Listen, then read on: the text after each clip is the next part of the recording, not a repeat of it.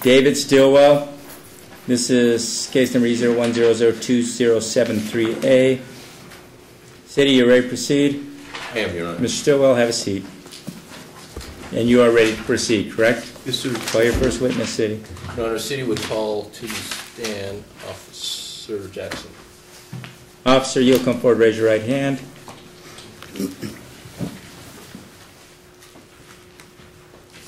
Still your pictures back. No, Right there, face my clerk. Do you solemnly swear the testimony you're about to give will be the truth, the whole truth, and nothing but the truth, so help you God? I do. Please be seated. Officer Jackson, could you please state your name and spell your last for the record? James Jackson, Jackson. And who are you employed with? Las Vegas Metropolitan Police Department, Traffic Bureau. And how long have you been with Metro? Almost 5 years. How long have you been with the Traffic Bureau? Approximately almost 3 years. Okay.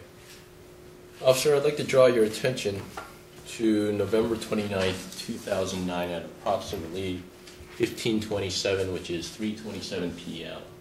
Were you on duty that day? Yes. And did you come in contact with one David Stillwell? Yes. What type of contact was that? It was a traffic stop on US 95 northbound at Jones. And is that within the city of Las Vegas? Yes. Okay. Having come in contact with David Stillwell, would you recognize him if you saw him again? Yes. And is he in the courtroom today? Yes. Would you please point to him and describe an article of clothing he's wearing? Gentleman with the dark suit and a light shirt and tie. Honor, to reflect identification of the defendant. Very well. Okay. Officer Jackson, what kind of traffic stop did you make on Mr. Stillwell? It was a traffic stop for violation. I just finished up a traffic stop on another vehicle on the 95 northbound when I observed a motorcycle go by.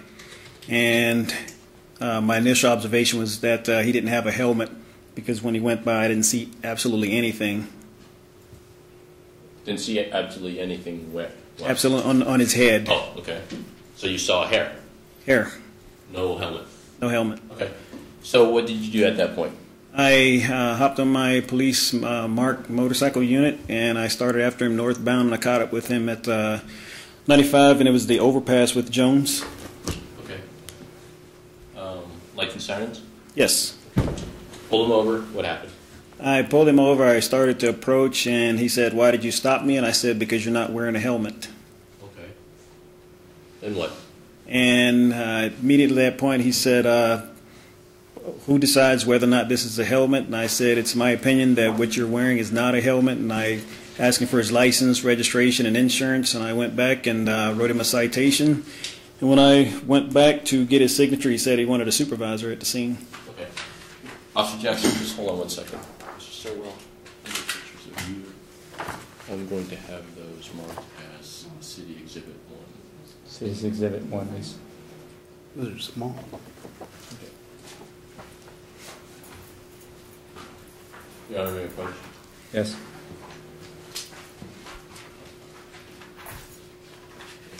Your Honor, may I approach the witness? Yes. Officer Jackson, what I'm handing you has been marked as City Exhibit 1. Do you recognize those pictures? Yes, Who took those pictures? I did. Okay. Does that accurately reflect the what you saw that day? Yes. And what are those pictures of? A picture of Mr. Stillwell sitting on his motorcycle, and what he called was his helmet that was on top of his head. And what exactly do you see that? What exactly do you see? I see like a ceramic disc with some type of strap going underneath his chin. Okay.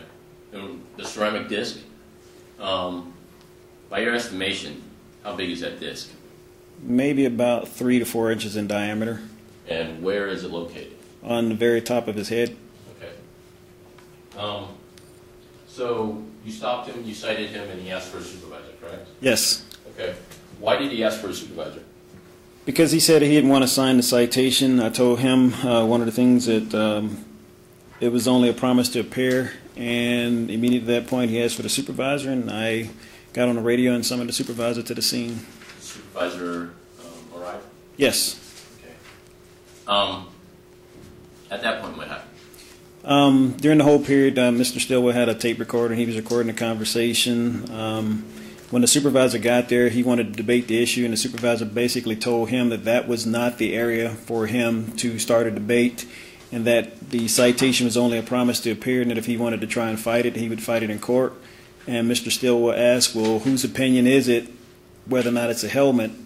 And the supervisor told him, you can go to court, and if the judge will make a decision on that. Officer, you've been on for 5 years, right? Yes. Okay. You've come across, and you ride a motorcycle too, right? Yes. Okay. Based on your training and experience, what is a helmet? A helmet would be something that protects your head Objection, Your Honor. from impact. What's the objection? The objection is there is no training experience that can tell what a helmet is, and Metro has stipulated that. They've signed a sworn affidavit on a previous court case saying they don't train their What's officers the for that. objection? Pardon? What's the objection? He said based on Foundation? yes, yeah, because the The objection is foundation? I believe so, Your Honor. I'm not really good at this. Well, I understand. Yeah. think Yeah, I that- have the document if you'd like to see it. I don't care about the document yet. Okay. Have you been trained No, in sir. the academy on what a helmet is? No, sir. In your experience, Objection sustained. in your experience as a motorcycle rider, what is a helmet? Something that would offer protection from impact, something would offer protection from penetration, and something that can absorb some type of impact. And in your experience, is what Mr. Stillwell wearing at that time? Objection, Your Honor. This is irrelevant if it doesn't have any. If nobody's been trained, everybody has opinions about. You know, some people will say this is sporting wear, or you know. I'm the one who decides, not him. Oh, okay. He can testify all he wants. I'm the one that's going to decide what protective headgear means. Okay. So, sorry. Go ahead and continue. What was your question again? So what Mr. Stillwell was wearing, would you consider that a helmet? No, it offers absolutely no protection, even in our motor school, which is pretty brutal. When we go down at 40 or 50 miles an hour, we've had helmets that are completely skinned up on the side. And one of my duties as a traffic officer is I investigate all traffic accidents, whether they're minor, serious, and even fatals. And in my training and experience, when I go to the scene of an accident, helmets do offer protection. Okay. And the pictures that you took, right, in front of you, correct? Yes. Those pictures, do they offer any type of protection from the sides? Absolutely not. And that's protection to, as you said, penetration, Penetration, impact. Wait, what was the impact, impact and absorption. absorption. And in your opinion, that wouldn't protect them from any of those, correct? That would not protect them from anything. Okay. Have you seen headgear like that before? I've never seen anything like that before. Okay. And given that Nevada is a helmet requiring state, what in your experience do you require to be worn? Something that would protect as a minimum the half shell of the head, if you want to say. Something kind of like a bowl that was going to protect it from the sides if your head hits the ground. Okay.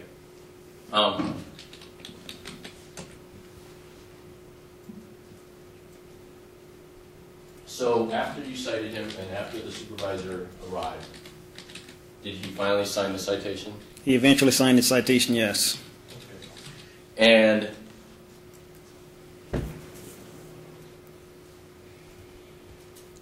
you let him go? Yes. No further